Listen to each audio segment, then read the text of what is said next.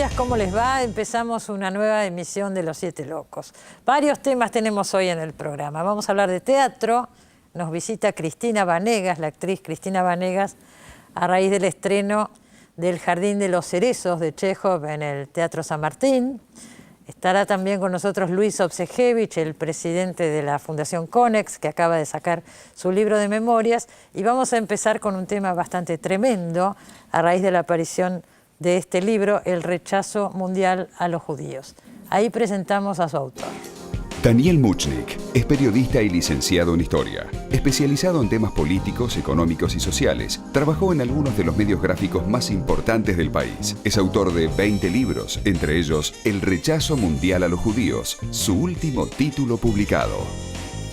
Bueno, acá lo tengo, El rechazo mundial a los judíos. En realidad, el nombre es tremendamente amplio, ¿no? El título del libro, pero sí, vos te estás refiriendo, Daniel, a un hecho específico, que fue la conferencia de Viana en 1938.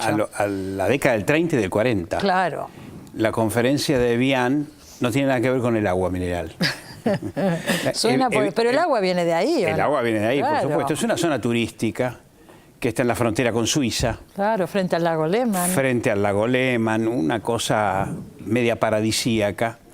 Y en el año 38, un año antes de la Segunda Guerra Mundial, se planteaba qué hacer con los refugiados que perseguía el nazismo. Había más o menos unos 500.000 de Alemania, de parte de Francia, de Austria, de Checoslovaquia y de otras regiones de Europa. Entonces, ¿qué hacer? Franklin Delano Roosevelt convocó a varios países a preguntarles, bueno, ¿qué se puede hacer para darle protección a esta gente? Sí, que era echada. Por lo que leí en el libro, primero pensaron hacerlo en Suiza, pero Suiza no aceptó que se hiciera ahí esta reunión. Sí, pensaron en varias alternativas.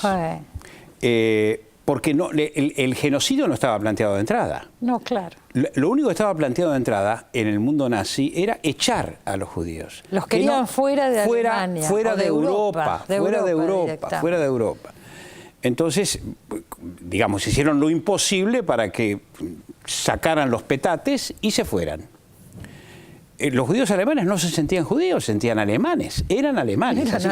Imagínate vos el drama de estos alemanes que se sentían alemanes y que no se sentían alemanes judíos, de irse de un país que los echaba, que había sido el país del papá, del abuelo y del bisabuelo. De su país, claro. De su país. Pero de todas maneras intuían que mejor irse, ¿no? Intuían. La primera que intuyó, el primer grupo que intuyó, te aclaro, no está en el libro, o sí, no me acuerdo, es el grupo, el grupo de Frankfurt, la escuela de Frankfurt. Mira.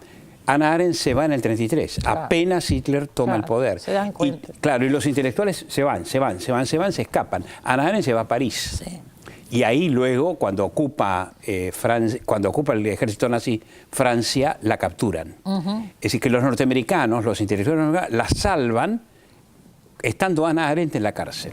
Claro, y ahí se va a Estados Unidos. Y de ahí se va a Estados Unidos y salva su vida con su marido. Bueno, se vio la película el año pasado, ¿no? La historia de Hannah Arendt, que es muy interesante. Una interesantísima película. Ahora, ¿qué pasa ahí en Evian? Roosevelt convoca a este grupo. ¿Cuántos países eran? ¿30 y pico países? 30 y pico, entre los cuales figuraba Argentina. Sí, el representante argentino se llamaba Tomás Le Breton. Le Breton. ¿Y el presidente era? En el 38, Ortiz. Y el vicepresidente, Castillo.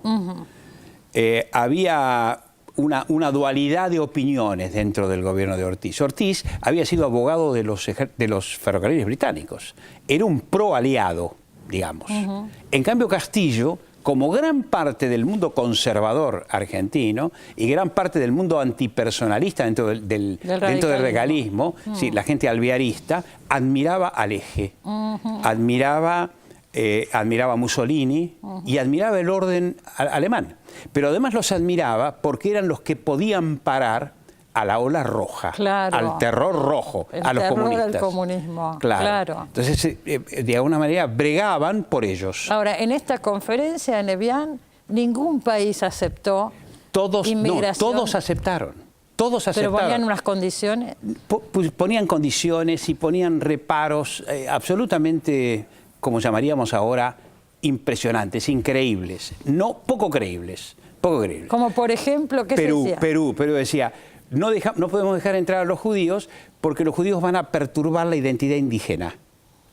Claro. ¿Te das cuenta? ¿Qué sé yo? Es un proceso muy, muy loco. Otros decían, no, lo que queremos son campesinos, no queremos comerciantes. Entonces generalizaban, todos los judíos eran comerciantes. El miedo a la inmigración, el miedo al otro. Era el miedo al otro y además una profunda ideología antisemita y fascista en todos estos países. Claro, pero vos lo que marcás en el libro, que me parece que vale la pena recalcar acá, es que el sentimiento antisemita en Europa y en el resto de los países, obviamente, existía previamente. Pero desde hacía varios siglos. Previo al nazismo. Previo al nazismo. Durante todo el siglo XIX, durante todo el 1800, desde que Napoleón de alguna manera libera a los... Pues es que Napoleón, es muy importante lo que hace Napoleón cuando invade Europa.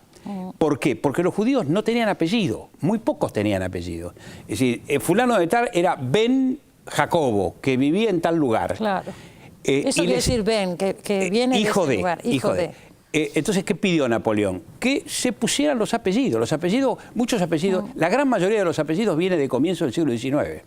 ¿Pero por qué lo hacía Napoleón? Porque quería que pagaran impuestos.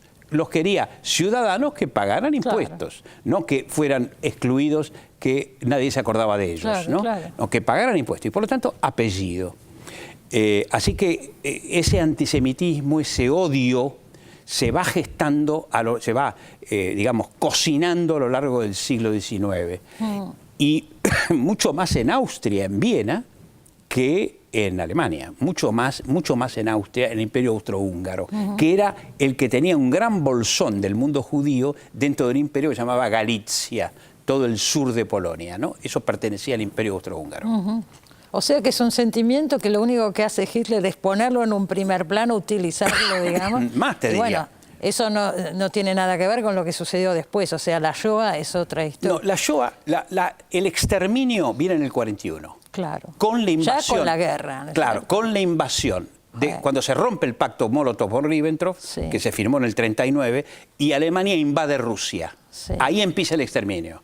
Empieza con fusilamientos. Luego empieza con los camiones. Es decir, hacen entrar a la gente en los camiones y con el propio caño de escape los intoxican y los matan. Y luego ya con el Ciclón B en las cámaras de gas y en los campos de concentración, matándolos de hambre, de paso, ¿no? Eso hay muchísima bibliografía sobre eso. Bruno Bettelheim ha escrito sobre esto, Primo Levi ha escrito sobre esto. Hay un húngaro, que su apellido ahora no recuerdo, que fue víctima, que también lo cuenta, de la misma manera que cuenta Jorge Semprún sobre Buchenwald. Exactamente.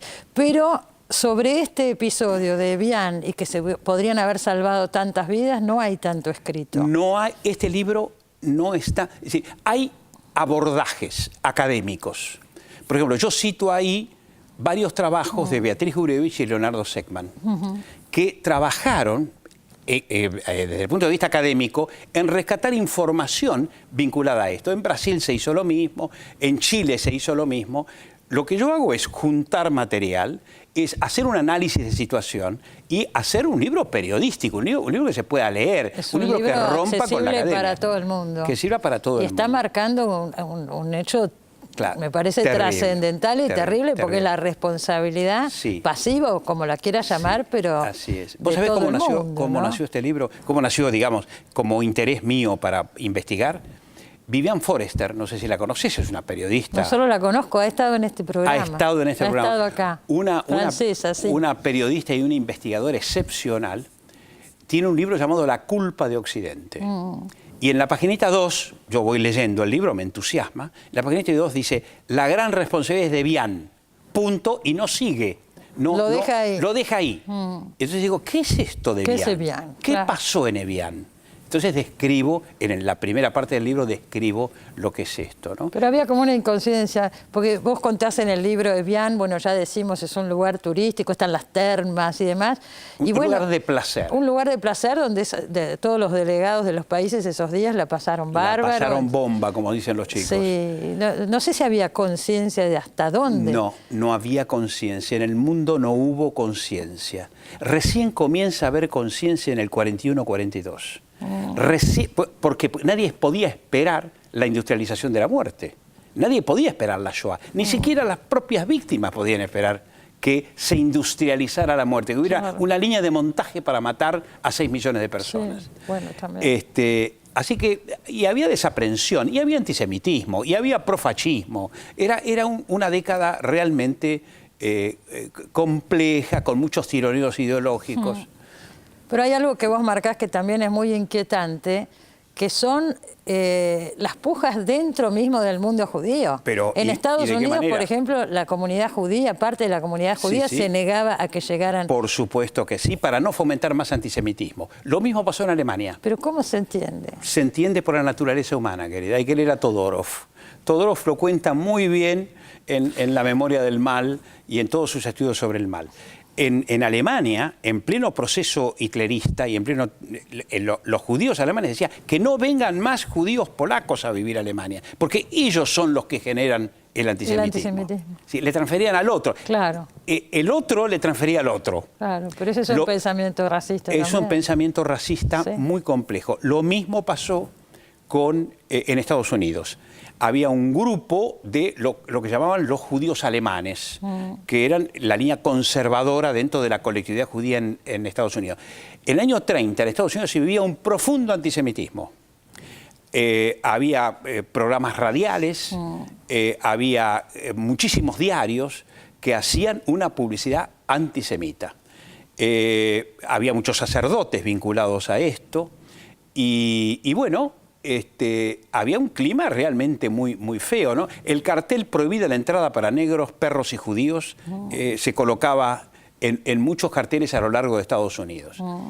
Entonces estos judíos alemanes conservadores dijeron que no entren más, no vengan más, para no fomentar más antisemitismo.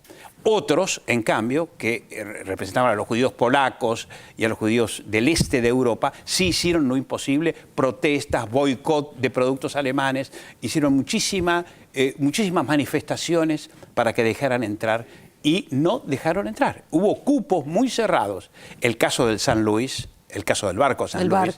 Sí. Hubo una película, un barco que digamos, fue la propaganda del nazismo. Ven que no solamente somos nosotros, en otros países no lo dejan entrar. Porque el barco estaba por llegar y lo mandaron de vuelta. No, el barco llega a Cuba. Llega a Cuba. Llega a Cuba, el barco San Luis, que lleva a judíos alemanes para buscar refugio. En Cuba no lo dejan entrar, hay toda una polémica entre militares cubanos, ahí surge la figura de Fulgencio Batista, no lo dejan entrar. Entonces busca refugio en la península de Florida, tampoco lo dejan entrar. Trata de irse hacia el este, tampoco los dejan entrar. Entonces vuelve con la protección del capitán del barco, que era un barco alemán, era un barco que llevaba una bandera nazi atrás. O sea, que el símbolo nazi era el símbolo de la patria alemana. Así que algunos pueden bajarse en Inglaterra, alrededor de 300 se salvaron. ¿Y los demás? Y los demás no se salvaron, no hay constancias, no hay información, no hay documentación. No se sabe dónde fueron a parar. Se supone que fueron a parar a los campos de concentración.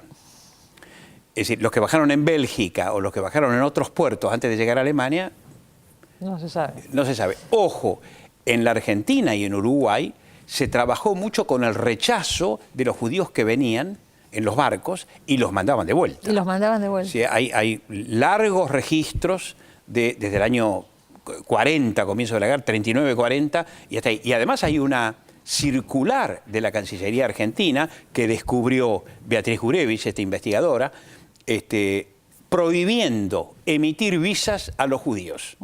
Se traficaban también las visas. Se traficaban, había cónsules millonarios que coimeaban la entrega de una visa. Hubo visas truchas, claro. También entregaban visas truchas que también se cobraban. Y algunos pocos lograron entrar los lugares que les dieron, los países que les dieron lugar fue la China, Shanghái y Japón. No, perdón, China, Japón y Bolivia. Y Bolivia. Bolivia fue un país de buena acogida para esta gente, ¿no? Había muchos que pasaban por territorio argentino para ir a Bolivia. Por supuesto que después todos esos que fueron a Bolivia vinieron a la Argentina o se fueron a otros destinos, ¿no?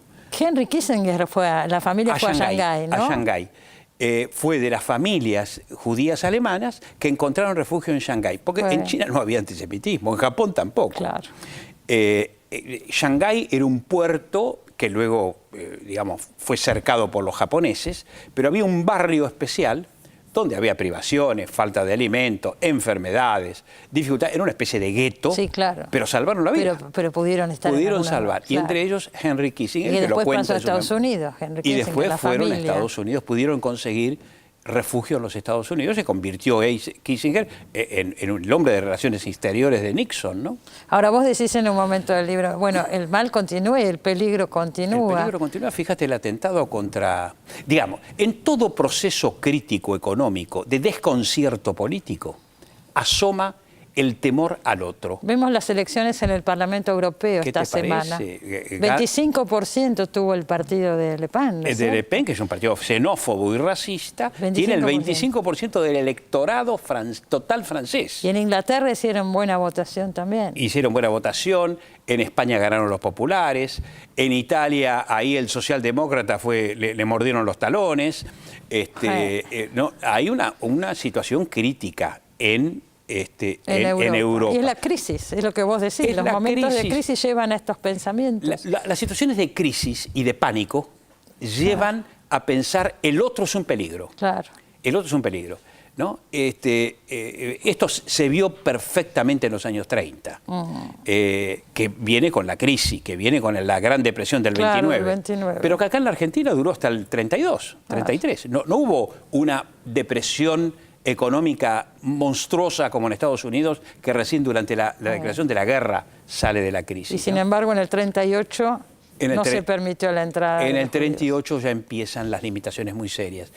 Ortiz no toma mucha conciencia porque es ciego. Es decir, es un diabético con enfermedad en los ojos que va a terminar ciego en el 42, tiene que renunciar. Así que Ortiz no estaba muy al tanto. El que manejaba los hilos era Castillo, el vicepresidente, antisemita, y algunos ministros que operaron para él. Bueno, es parte de la historia y creo que está muy bien conocerlo, es muy útil este libro, uno se entera de muchas cosas, ¿no es cierto? Leyéndolo. Gracias, Daniel. No, gracias a leí vos. Que estás escribiendo ahora uno sobre la inmigración judía en la Argentina. Estoy muy interesado, tengo muchísima biografía y ya estoy escribiendo un libro que tengo que entregar para Sudamericana, para Random House, sobre ciertos aspectos de la inmigración campesina judía, porque acá hubo varias etapas de inmigración judía. Los primeros judíos que llegaron eran empresarios europeos, pero luego ya en el 90, 91... que fueron a las colonias. Las colonias, los campesinos, Hirsch. los campesinos que trajo el barón Hirsch, ¿no? Y entre ellos está mi familia. Claro. Así que recorrí toda esa zona 2, 3 veces, visité los cementerios, y el tema me apasiona porque hace a mi identidad. Y por supuesto, y este también, ¿no es Eso cierto? también hace mi identidad, ¿no? Bueno, empecemos pero por esto lo escribí también por toda la preocupación de los refugiados de ahora. Claro, Me perturba, rompo en llanto cada vez que veo una foto de estos africanos que desean ingresar. Esos barcos. Esos barcos que se hunden. Sí. Una cosa espantosa. Sí, por eso lo decís muy claro que el mal continúa, y hay que estar alertas. Bueno, el rechazo mundial a los judíos. Y pronto tendremos sobre la inmigración y seguiremos conversando. Muy bien, muchísimas gracias por tu invitación. Gracias, Daniel. Nos vamos al corte, enseguida volvemos, no se vayan.